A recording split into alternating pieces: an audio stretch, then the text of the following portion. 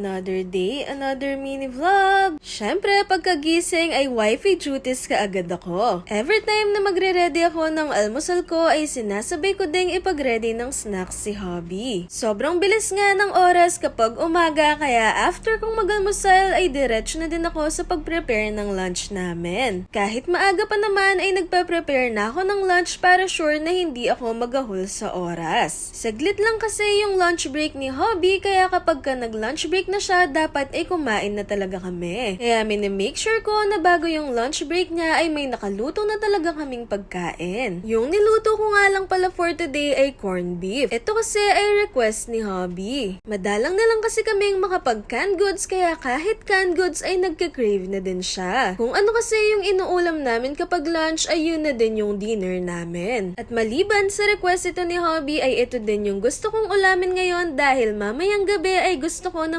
maiba naman yung dinner namin. Sigurado kasi na itong corned beef na to ay pang lunch lang talaga. Kung kasi magluluto ako ng adobo, sinigang, yung mga ganong klaseng ulam, sigurado ay hanggang gabi na yon. Isa din ito sa mga advantages kapag nakabukod. Kahit anong ulamin ay pwedeng-pwede. Hotdog, itlog, sardinas, o kung ano-ano pa ay pwedeng-pwede dahil kaming dalawa lang din naman yung kakain. And just like that, lunchtime na kaagad ni Hubby. O diba, ang bilis talaga ng oras? After naman naming mag-lunch ni Hubby, syempre naghugas muna ako ng plato tapos nagpahinga and after nun ay naglinis ako ng CR. Sabi nga ni Hubby, hintayin ko na lang daw siyang matapos mag-work para tulungan niya ako. Pero sabi ko sa kanya ay okay lang naman dahil matagal ko naman na itong ginagawa. At maliban doon ay wala din naman akong gagawin kaya okay lang na ako na lang yung maglinis. Pagkatapos ko nga palang linisan yung CR ay dumiretso na din ako sa pagligo and maya-maya nga lang ay out na kaagad ni Hubby. Parang kakaluto ko nga lang ng lunch, maya-maya ay nagluluto na naman ako ng merienda namin. Pumunta nga din pala sina mama at papa dito para ihatid yung bigas na galing kay Lolo. Thank you Lolo sa libreng bigas! Nung makaalis naman na sina mama at papa, hindi muna kami bumalik sa bahay ni Hubby. Naglakad-lakad muna kami dito sa labas dahil napakahangin kaya napakalamig din. Meron din kasing bagong gawang tambayan dito kaya sabi ni Hubby ay umupo na muna kami doon. Sabi nga niya ay tipid sa kuryente dahil walang magbo-blower at wala ding mag-i-aircon. Actually ay parang 2 hours ata kaming nakatambay dito. Kaya pagka uwi namin ni Hubby ay nag-prepare na kami kaagad ng dinner. Pinagtulungan na nga lang namin ni Hubby yung pag-prepare para mas mabilis. Pero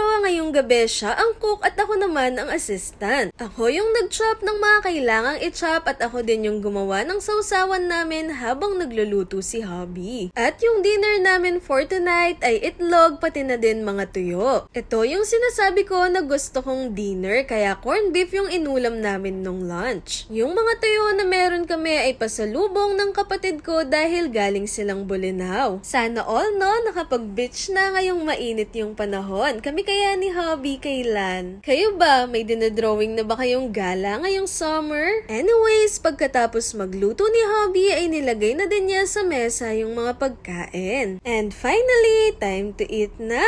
Pag pala nagdi-dinner kami ni Hubby ay nanunood din kami sa phone. Minsan kasi ay wala na kaming mapag-usapan dahil nagtsikahan na kami ng merienda time, ng lunch time at habang nagpapahinga. Kaya bago kumain ay naghahanap muna ako ng papanoorin. Kayo din ba? Ginagawa niyo din ba yon? Inulam din pala namin yung konting corned beef na natira kanina. After naman naming mag-dinner ni Hubby ay gumawa kami ng lemon cucumber juice. Sabi ko kasi sa kanya ay gawin na namin bago pa masira yung mga pepino dahil sayang naman. Tinender na nga pala ni Hubby yung mga pepino dyan at habang ako naman ay hiniwa ko yung lemon. Nung okay na yung mga pepino ay nilipat na ito ni Hubby sa pitchel. Buti na nga lang ay may blender kami kaya nagagawa namin yung mga ganito. Yung blender namin na to ay nakuha lang namin na freebies nung bumili kami ng ref at wash. In-squeeze na nga din pala dyan ni Hubby yung lemon and after nun ay nilagyan namin ng sugar. Kung gusto niyo din gawin to ay kayo na din bahala kung gaano kadaming sugar yung ilalagay ninyo. Depende din kasi yon kung gaano kadami yung gagawin nyo. Anyways, patapos na nga dito at excited na akong tikman dahil itsura pa lang ay masarap na. And in fairness, masarap naman talaga. Yun lang. Thank you so much for watching!